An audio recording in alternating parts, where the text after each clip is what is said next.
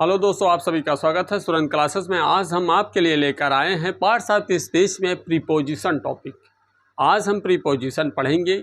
Preposition किसे कहते हैं, प्रीपोजिशन के कितने प्रकार होते हैं और उसमें कौन कौन से प्रीपोजिशन होते हैं, उन प्रीपोजिशन का प्रयोग कहाँ और किस तरीके से किया जाता है। आइए चलिए देखते हैं।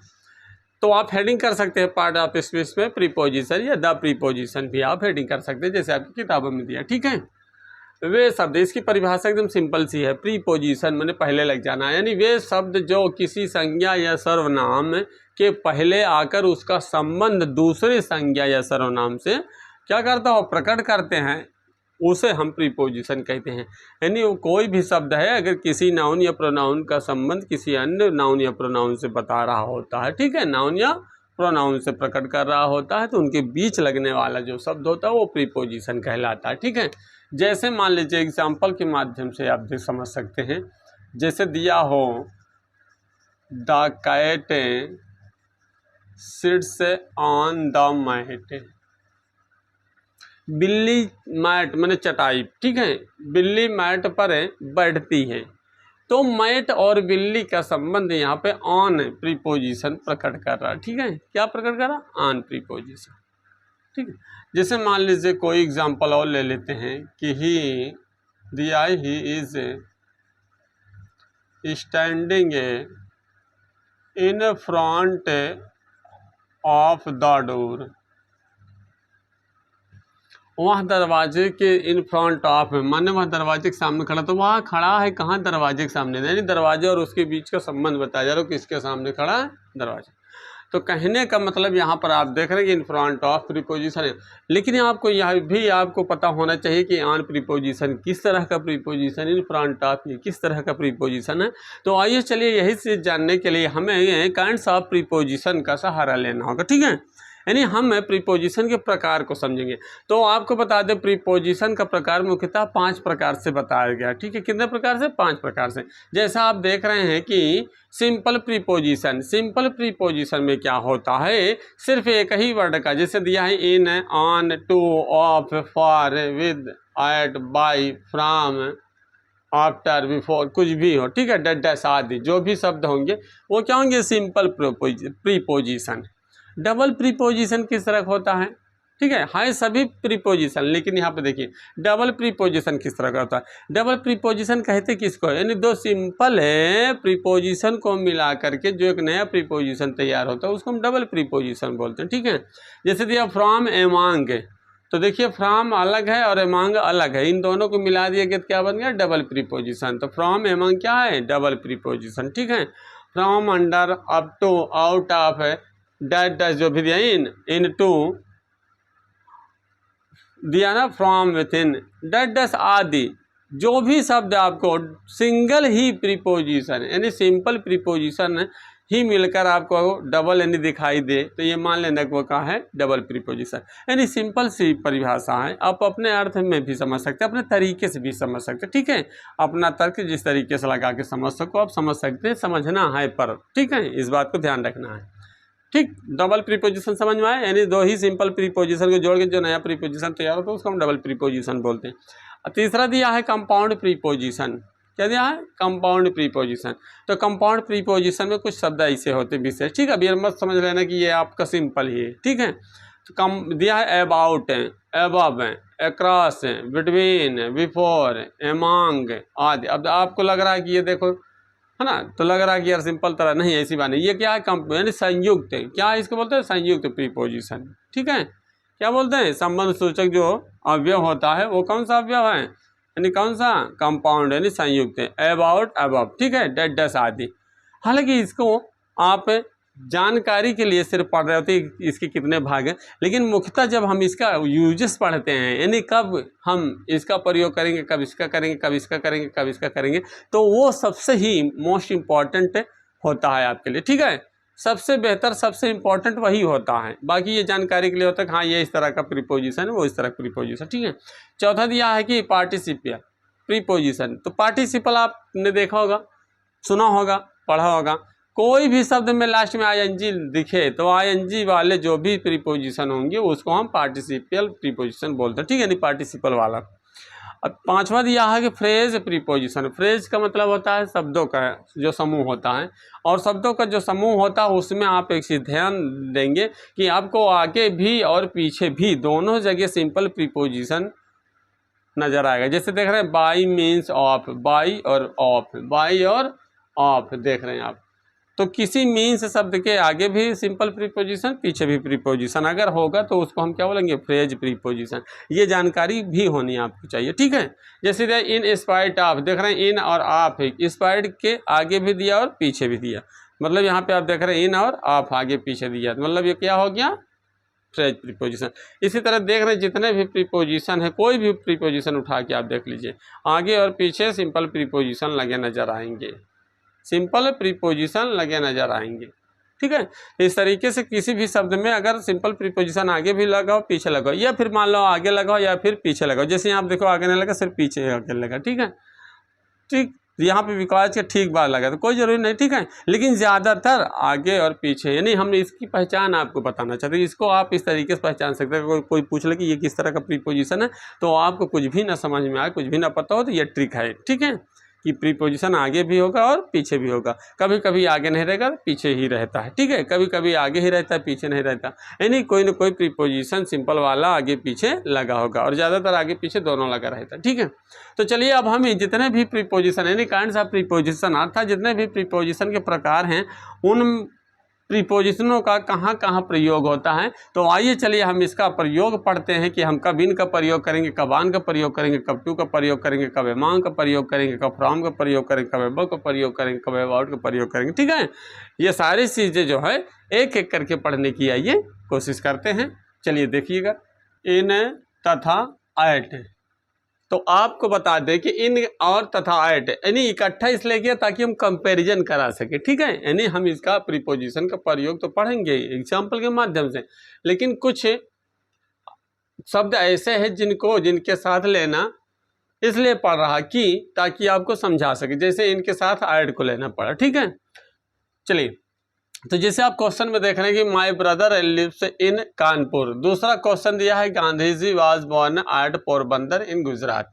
तो आपको इन दोनों उदाहरणों से, यानी दोनों एग्जाम्पल पढ़ने से क्या पता चल रहा है, देखिए जब आप पेपर में बैठेंगे तो ये नहीं दिया रहेगा, ठीक है, ये नहीं दिया रहेगा, तो आपको वहां पर कैसे सेंस लगाना है, तो आपको बता दें इन का प्रयोग छोटे, यहां पर दिया ना, इन का प्रयोग बड़े शहरों, नगरों, ठीक है, या देशों, ठीक है, के पहले इनका प्रयोग किया जाता है। और ऐड का प्रयोग जैसे छोटे कस्बे हैं, ग्रामीण हैं, गांव हैं, है ना, छोटे शहर हैं, तो कहने का मतलब है कि बड़े शहर यानी देश है, बड़े शहर है, बड़े कस्बे हैं, ठीक है, उनके लिए हम इनका प्रयोग करते हैं, और छोटे ग्रामीण गांवों क्षेत्रों के लिए हम ऐड का प्रयोग करते हैं। जैसे यहाँ पे दिया कि my brother lives in Kanpur, तो यहाँ पे हम ऐड कानपुर नहीं कर सकते क्योंकि कानपुर क्या एक सिटी है, बड़ा है, ठीक है, एरिया है, तो यहाँ पर क्या है, मेरा भाई कहाँ रहता है, कानपुर में रहता है, इसलिए यहाँ क्या लगाया गया, आपको अगर कुछ भी नहीं दिया रहेगा तो क्या लगाना है, इन, क्या लगाना है, इन। जैसे यहाँ पे Gandhi ji was born at Porbandar in Gujarat, यानी गांधी जी गुजरात के पोरबंदर में पैदा हुए थे। तो गुजरात बड़ा कि पोरबंदर बड़ा, हाँ गुजरात। जैसे हमारे यहाँ आप देख रहे हैं कि अब हमारे यहाँ क्या है, उत्तर प्रदेश, जैसे हम उत्तर प्रदेश के रहने वाले, तो हम उत्तर प्रदेश के प्रयागराज से बिलोंग करते हैं, तो प्रयागराज बड़ा है कि उत्तर प्रदेश बड़ा है, इसलिए उत्तर प्रदेश से पहले क्या लगाएंगे, इन, और जो हमारा शहर है उससे पहले क्या लगाएंगे, ऐट। तो इसका मतलब है कि बड़े कस्बे, शहरों और नगरों के लिए हम इनका प्रयोग, और छोटे कस्बे या शहरों के लिए हम ऐड का प्रयोग करेंगे, ठीक है, इस बात को ध्यान रखना। और दूसरी बात आपको बता दें, जैसे अगला देखिए क्वेश्चन दिया है, तीसरा क्वेश्चन क्या दिया है, he will vacate the house in 3 hours. तो यहाँ पर आपको बता दें कि यहाँ पर जो आप देख रहे हैं अनिश्चित समय, क्या है, अनिश्चित समय और निश्चित समय। अगर समय दर्शाना हो, यानी समय दिया हो, तब आप यहाँ पर क्या लगाएंगे, ठीक है, अगर समय दिया हो तब आप यहाँ पर क्या लगाएंगे, एट लगाएंगे कि इन लगाएंगे। ठीक है, तो आपको बता दें, अगर आपने टेंस पढ़ा, अनुवाद पढ़ा है, आप वाक्य पहचानते तो आप समझ सकते हैं। यहाँ पर दिया कि he will evacuate the house in 3 hours. मान लो इन ना दिया होता, इतना दिया होता, he will evacuate the house 3 hours, यानी 3 घंटे में वह कमरा खाली करेगा। तो 3 घंटे में, तो जो 3 घंटा है वो क्या है, अनिश्चित समय है। क्या है, अनिश्चित समय। तो आपको बताते हैं अनिश्चित समय के लिए इनका प्रयोग होता है और निश्चित समय के लिए एट का प्रयोग होता है। यानी निश्चित समय के लिए एट और अनिश्चित के लिए, जैसे आपने देखा होगा अनुवाद पढ़ते समय, वो चाहे वो प्रेजेंट परफेक्ट कंटिन्यूअस कर रहा हो, चाहे पास्ट परफेक्ट कंटिन्यूअस कर रहा हो, है ना, चाहे फ्यूचर परफेक्ट कंटिन्यूअस कर रहा हो, उसमें निश्चित समय का लेसेंस होता था, अनिश्चित के लिए फॉर। समझ रहे हो ना। तो ठीक उसी तरीके से हम प्रीपोजिशन में समझेंगे, अनिश्चित के लिए इन और निश्चित के लिए एट। जैसे मान लो क्वेश्चन दिया हो कि ही लेफ्ट द प्लेस, वह जगह छोड़ दिया 10 o'clock 10 बजे, यानी 10 बजे तक। ठीक है, तो यहाँ पे जो 10 बजे है दिया है वो क्या है, निश्चित समय है। क्या है, 10 o'clock निश्चित समय, यानी निश्चित समय से पहले एट है और अनिश्चित समय से पहले इनका प्रयोग करना। ठीक है, पेपर में ये चीज़ नहीं दिया रहता है। ठीक, आपको समझाने के लिए यह लिख दिया गया है ताकि आपको समझा सके। ठीक है, चलिए अब यहाँ पर देखिए इन तथा इनटू में अंतर समझ लीजिए कि कभी इनटू का अर्थ हो तो इन लगाएंगे, इन का अर्थ हो इनटू लगाएंगे, इन मतलब इन लगाएं कि इनटू लगाएं। चलिए आइए, क्योंकि दोनों का अर्थ होता है मैं। ठीक है, यहाँ पर दिया कि he is in the house, वह घर में है, वह घर में। तो आपको बता दें कि स्थिरता के लिए, यानी कोई भी चीज कहीं पर, यानी पर नहीं, कोई भी चीज किसी के अंदर, जैसे बैग में कॉपी, पॉकेट में पर्स, पेन, कमरे में किसी का होना। तो यहाँ पे देखिए बताया जा रहा है कि वह घर में है।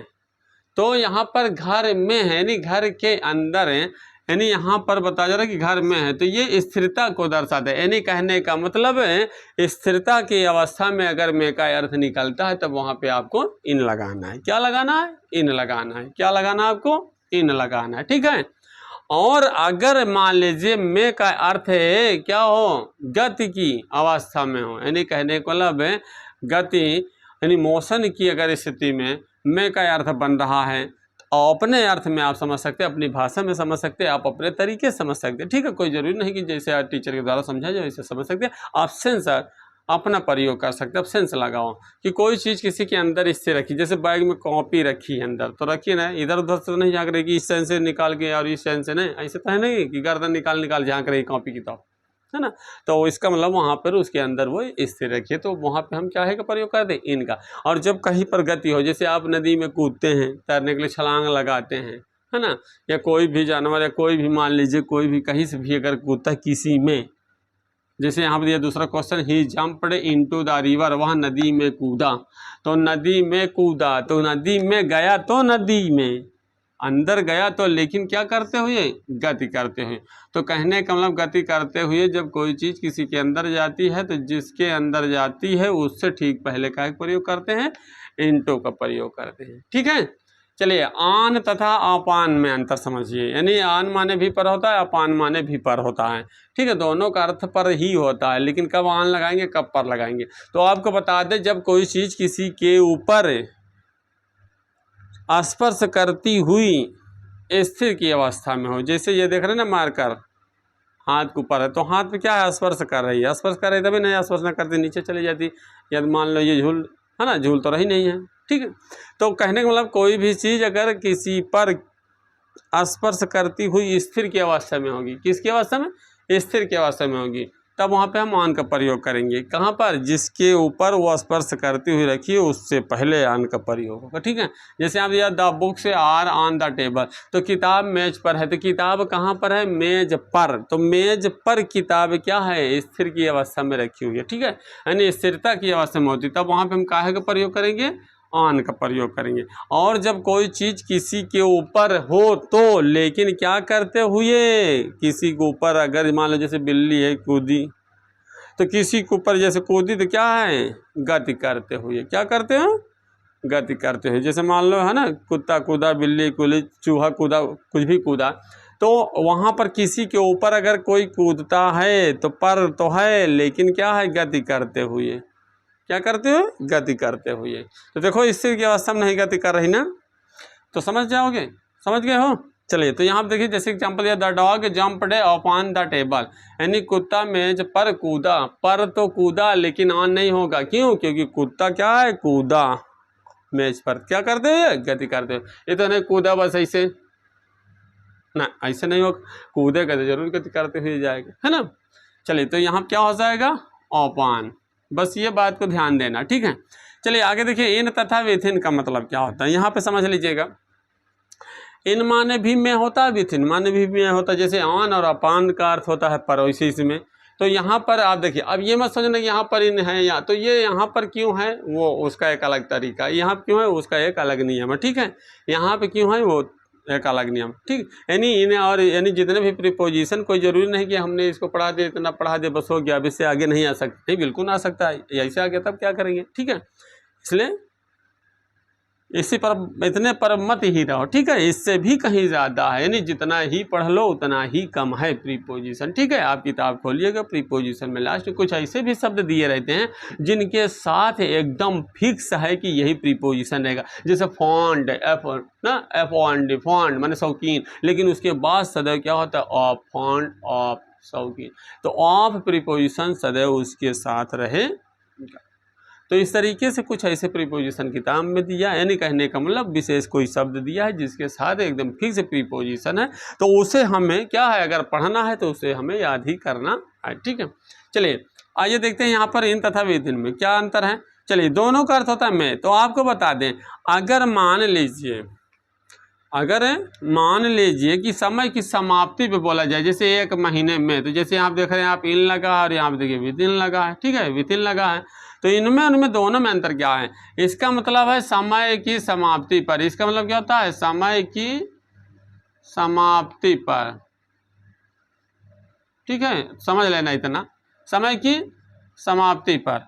और ये क्या है, समय से पहले, समय से पहले, ठीक है। जैसे कोई बातें बोली जाती है, हाँ एक महीने में, जैसे आप दिया कि I shall return from Mumbai a month, तो इसका मतलब क्या हुआ कि मैं मुंबई से एक महीने में, अगर इन लग गया तो क्या है, एक महीने में वापस आ जाऊंगा। इसका मतलब एक महीने मतलब एक महीने के लास्ट में, जैसे 29, 30 या 31 लास्ट में, यानी समय की समाप्ति पर आएगा, तब उस समय से पहले काहे का प्रयोग करेंगे, इन। और अगर समय से पहले ही आ जाए, ठीक है, समाप्ति मतलब जैसे कल 31 से तो कल तक, यानी एक महीने में।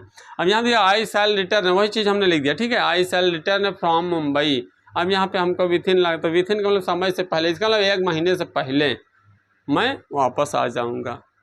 तो वहाँ पे बोला जा रहा है कि एक महीने में वापस आ जाऊँगा, यहाँ बोला जा रहा है एक महीने से पहले वापस आ जाऊँगा, ठीक है। तो यहाँ पर क्या है, समय से पहले के अर्थ में विथिन लगता है और समय की समाप्ति पर इन लगता है। आफ्टर तथा इन में देख लीजिए क्या है, आफ्टर माने बाद होता है, इन माने में होता है। लेकिन यहाँ पर हम देखेंगे कि आफ्टर का प्रयोग कब किया जाता है और इन का प्रयोग कब किया जाता है। तो आपको बता दें यहाँ पर जैसे दिया है कि समय का बोध कराने के लिए, जैसे यहाँ पे हमने कहा ना समय की समाप्ति पर समय से पहले, ठीक वैसे इसका भी प्रयोग है।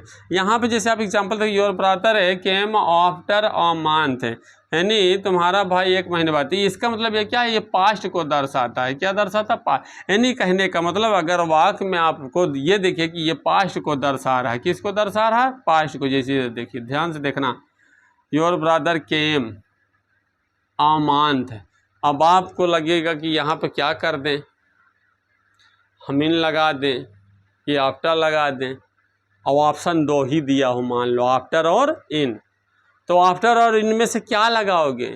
तो याद रखना यहाँ पे मुख्य क्रिया देख लेना, अगर पास्ट को दर्शाता है तो आफ्टर है, और यदि फ्यूचर को दर्शाता है, किसको, अगर फ्यूचर दर्शाता है तब वहाँ पे हम काहे का प्रयोग करेंगे, इन, ठीक है, तब काहे प्रयोग करेंगे, इन। जैसे इस वाक्य में दिया my father will come a month, और ब्रैकेट में दे दे आफ्टर और इन, तो बोलो इन भरोगे यहाँ पे कि आफ्टर क्या फिल करोगे।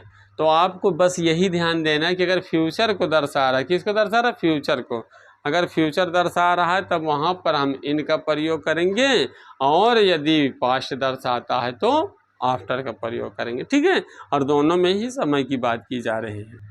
टू का प्रयोग, टू का प्रयोग हम करते कहाँ? जब हम कहीं पर ऐड होते हैं, कहीं पर जाते हैं तो उस स्थान से पहले टू का प्रयोग होता है, या फिर को के अर्थ में भी टू का प्रयोग होता है। जैसे एग्जांपल में I shall be a home at home, ठीक है, I shall be at home from 9 to 11 o'clock। अब यहाँ पे देख रहे हैं आप ये को के अर्थ में, इसकी हिंदी क्या है, थोड़ा सा ध्यान देना कि मैं घर पर रहूँगा कब से, 9 बजे से। तो यहाँ पे देखिए फ्रॉम का अर्थ होता है से और टू का अर्थ होता है को, यानी 9 बजे से 11 बजे तक। तो यहाँ पर तक या को, ठीक है। जैसे कहीं कहीं आपने देखा होगा कि आई टाट ग्रामर टू यू, मैंने आप को है ना, तब भी वहाँ पे प्रीपोजिशन टू ही लगता है को के अर्थ में। तो को या फिर तक इसका अर्थ होता है, ठीक है। तो यहाँ पे जैसे हम अक्सर देखते हैं A to Z है ना, 1 से 100 तक, तो वहाँ पे से का अर्थ फ्रॉम हो जाएगा और तक का अर्थ क्या हो जाएगा, टू, अर्थात को के रूप में। जैसे यहाँ पे दिया दूसरा एग्जांपल कि ही वेंट टू कॉलेज, वहाँ कॉलेज गया, तो कॉलेज से ठीक पहले क्या होगा, टू। यानी कहीं पर जब हम ऐड होते हैं तो उससे ठीक पहले टू, और जब हम कहीं से डिपार्ट करते हैं माने अलग होते हैं तब हम उससे पहले क्या लगाते हैं, फ्रॉम का प्रयोग लगाते हैं, ठीक है, यानी फ्रॉम का प्रयोग करते हैं। चलिए विथ है, दिया नहीं तो फिर भी हमने कहा कॉम्बिनेशन है तो बता ही देते, ठीक है। चलिए तो यहाँ पे दिया विथ है तथा बाई, तो विथ और बाई का प्रयोग कब और कैसे करें, तो ध्यान देना विथ का प्रयोग कब किया जाए, जब किसी यंत्र के माध्यम से कोई काम होता है तब हम विथ का प्रयोग करते हैं, और जब किसी एजेंट के द्वारा यानी किसी डोर के द्वारा, किसी एजेंट के द्वारा कोई काम किया जाता है तो हम उस एजेंट से पहले बाई का प्रयोग करते हैं। जैसे एग्जाम्पल में दिया कि he was killed by a robber है विथ रबर नहीं, ठीक है, रॉब माने लूटने वाला, रॉबर है डाकू जिसको बोलते हैं, ठीक है, विथ है आगन। तो यहाँ पे आप ध्यान देंगे अगर कभी यहाँ लगाना पड़े आपको प्रीपोजिशन, यहाँ पे लगाना पड़े तो आप कैसे समझेंगे, ध्यान देना। अगर मान लीजिए लगा हो प्रीपोजिशन कुछ भी तमाम दिया हो और उन्हीं में से हमको जो है छाड़ कर इन दोनों में से कोई एक को लगाना हो या फिर इन दोनों को लगाना हो, तो हम कैसे करेंगे, तो हम यहाँ पढ़ेंगे ही वाज किल्ड, उसे मार दिया गया, किसके द्वारा, डाकू के द्वारा, ठीक है, यानी किसके द्वारा, एजेंट के द्वारा। तो किसी ने किसी के द्वारा अगर कोई काम किया जा रहा तो उससे पहले क्या लगाएंगे, बाई। और काहे से मार दिया है, आगन एक बंदूक से। तो किसी यंत्र यानी किसी इंस्ट्रूमेंट के द्वारा अगर कोई काम किया जाता तो उस इंस्ट्रूमेंट से पहले यानी उस यंत्र से पहले, उस औजार से पहले हम काहे का प्रयोग करेंगे, विथ का प्रयोग करेंगे, बाई का प्रयोग नहीं करेंगे, ठीक है, इस बात को ध्यान देना। अगला दिया है बिसाइड तथा बिसाइड से। बिसाइड का मतलब क्या होता है, बिसाइड मीन्स होता है कि के बगल में, इसकी हिंदी क्या होती है, के बगल में, और बिसाइड्स का अर्थ होता है अतिरिक्त, क्या होता है, अतिरिक्त या फिर के अलावा। तो जैसे मान लीजिए वहाँ मेरे पास बैठा है, तो ही मेरे पास बैठा है, तो बैठा है कि मतलब यहाँ पे वहाँ मेरे पास बैठा है, तो वहाँ बैठा तो है लेकिन किसके पास, मेरे पास। तो पास का अर्थ है वहाँ, यहाँ आप क्या लगाएंगे, बिसाइड से लगाएंगे या बिसाइड नहीं, तो बगल में या पास, बिसाइड माने बगल होता है या फिर पास होता है, ठीक है। जैसे एग्जांपल दिया कि योर काऊ वाज है ना, बगल में या पास में या नज़दीक भी बोल सकते हो। Your cow was grazing beside my field, आपकी गाय मेरे खेत के बगल में, देख ना, बगल में या फिर नज़दीक में चर रही थी, तो बगल में, तो बिसाइड में क्या था, बगल में, यानी ठीक बगल में, ठीक है। अब यहाँ दिया बिसाइड्स का मतलब क्या था, के अतिरिक्त है, बिसाइड और बिसाइड्स में बस इतना है। बिसाइड्स का मतलब था के अतिरिक्त, यहाँ पे दिया बिसाइड से, दे से। अभी नहीं बोलेंगे इसके बगल में मैं 2 पेन और चाहता, नहीं, इसके बगल में मैं 2 और पेन नहीं चाहता, मतलब इसके अतिरिक्त है, क्या बोलूँगा, इसके अतिरिक्त है। I want to other pen, मैं 2 अन्य और पेन चाहता हूँ, तो इसका मतलब नहीं इसके बगल में मैं 2 पेन और चाहता, बगल में नहीं, इसके अतिरिक्त मतलब इसके अलावा 2 और, ठीक है। अगर आपको लग रहा है कि हाँ सर ये अगर एक पेन यहाँ है, मतलब कभी कभी होता है ना, कुछ बच्चे ऐसे होते हैं, यार सर एक पेन तो है, इसके अतिरिक्त 2 पेन और मुझको चाहिए, इसके अतिरिक्त मतलब इसके बगल में 2 पेन और चाहिए। अगर कोई ऐसे सोच रहा है तो ठीक है, कोई बात नहीं, आपको समझना है, बस आपको समझ में आना चाहिए, बस चाहे आप ऐसे समझिए चाहे जैसे समझिए, ठीक है। चलिए यहाँ दिया है ओवर तथा एबव। अब ओवर और एबव का प्रयोग कैसे, तो ओवर का प्रयोग देखिए, ओवर का मतलब क्या होता है, ऊपर, क्या होता है, ऊपर, यानी अगर कोई चीज़ कोई भी चीज़ अगर किसी के ठीक ऊपर हो, क्या हो, ठीक ऊपर हो, स्पर्श करती हुई ना हो, ठीक क्या हो, ऊपर हो, और एक चीज़ ध्यान रहे, ऊपर हो लेकिन गति की अवस्था में हो। किसकी अवस्था में? गति की अवस्था में हो। ठीक ऊपर तो होनी चाहिए, लेकिन क्या है? गति की अवस्था में। जैसे मान लीजिए मेरे सिर के ऊपर फैन चल रहा है, तो फैन तो है लेकिन फैन क्या है? गति की अवस्था में। जैसे मेरे सिर के ऊपर से जहाज़ उड़ा, तो मेरे सर के ऊपर से जहाज़ उड़ा, तो सर के ऊपर से उड़ा तो ऊपर है, लेकिन क्या है? लंबवत तो है, लंबवत तो है, ये नहीं एकदम ठीक, लेकिन क्या है? गति की अवस्था में। किसकी अवस्था में? गति की अवस्था में। जैसे आप एग्जाम्पल देखिए, the plane flew over my head. Plane मेरे यानी जहाज मेरे सिर के ऊपर से उड़ा, तो मेरे सिर के ऊपर से उड़ा मतलब नहीं कि मेरे सिर के यहाँ ऊपर से उड़ा। अगर ऊपर से उड़ जाए तो फिर बाल काम खत्म, खाली है ना, चांदा नजर आएगा। तो यहाँ पर कहने मतलब आसपास ना कर रहा हो, कुछ ना कुछ स्पेस हो, ठीक है।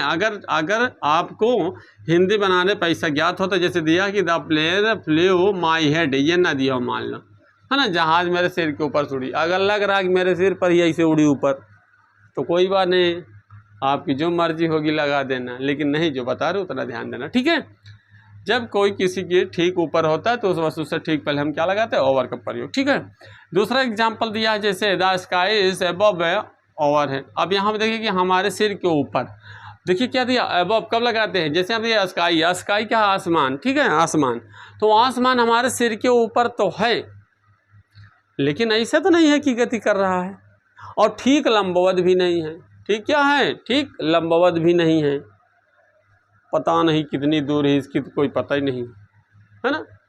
तो तब फिर क्या करेंगे? तब ओवर का प्रयोग नहीं करें, तब क्या करेंगे? अबव का प्रयोग करते हैं। तब क्या प्रयोग करते हैं? अबव का प्रयोग करते हैं। और एक चीज़ आपको और बता दें, आप इंग्लिश किताब, लिटरेचर किताब में आप देख लीजिए, या कोई भी इंग्लिश किताब उसमें आप देखेंगे, जैसे तमाम मेन क्वेश्चन देकर उसके नीचे तमाम क्वेश्चन होते हैं, या फिर यह दे दिया गया अबव, यानी कोई पैसेज दे दिया गया और उसके बाद क्वेश्चन दिया गया कि अबव यानी ऊपर दिए गए, है ना, प्रश्नों का उत्तर दीजिए, या फिर ऊपर दिए गए पैसे से उत्तर छांट के लिखना।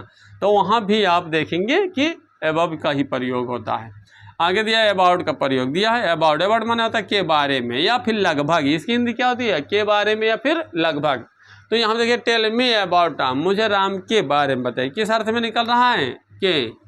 अगर के बारे के अर्थ में होगा तो अबाउट, और अगर लगभग के अर्थ में होगा, जैसे इट इज़ अबाउट 5 o'clock, है ना, 5 बजे, तो यहाँ पे कोई बात नहीं, लगभग जैसे बोल दिया जाए लगभग। नंबरिंग अगर बोल दिया लगभग 70 रुपीज़ यानी लगभग 70 रुपये, है ना, तब भी वहाँ पे लगभग के अर्थ में हम अबाउट यानी लगभग 5 बजे तक, लगभग 5 बजे तक, ठीक है। तो इस तरीके से तमाम ऐसे प्रीपोजिशन है, जैसे हमने अभी आपको बताया कि प्रीपोजिशन के प्रकार कई हैं, यानी 5 प्रकार से हमने आपको बताया, है ना, और उसके अलग अलग एक अपने जो हैं प्रयोग हैं। तो इस तरीके से तमाम सारे ऐसे प्रयोग हैं जिसको हम एक एक करके पढ़ सकते हैं, ठीक है। और इसके अलावा हमने अभी आपको ये भी बताया कि आप अपने किताब में देखिएगा, उसमें कुछ ऐसे विशेष शब्द हैं जिनके साथ हैं, यानी 100% श्योर है कि वो वही ही प्रीपोजिशन लगना, इसके अलावा और कोई प्रीपोजिशन नहीं लगेगा। जैसे हमने अभी आपको एक बताया, जैसे फॉन्ड ऑफ, तो फॉन्ड ऑफ, फॉन्ड के साथ सदैव क्या लगता है? ऑफ प्रीपोजिशन का प्रयोग लगता है, ठीक है। जैसे ऑफरेड, तो ऑफरेड ऑफ है, ठीक है। तो इस तरीके से मतलब है कुछ ऐसे विशेष वर्ड है जिनके साथ एकदम फिक्स है प्रीपोजिशन, ठीक है। अब कोई ज़रूरी नहीं कि जैसे हमने एक बता दिया बस इतना ही है, ठीक है, तमाम तरीके से हमने उसका तरीका बताया। तो इस तरीके से आप क्या करेंगे, किताब में कुछ जो वर्ड दिए हुए हैं 100-150 जो भी शब्द दिए हुए हैं, उन शब्दों को भी आप एक बार पढ़ लेना, रिवीजन कर लेना, ठीक है। यदि इससे रिलेटिव एक्सरसाइज आप करते हैं, नहीं समझ में आता है, तो आप क्वेश्चन बेशक सेंड करके कमेंट के माध्यम से सेंड कर सकते हैं और अपने प्रश्नों का उत्तर ले सकते हैं। और आप वीडियो पर लास्ट तक बने रहें, इसके लिए आपको बहुत बहुत धन्यवाद। नमस्कार।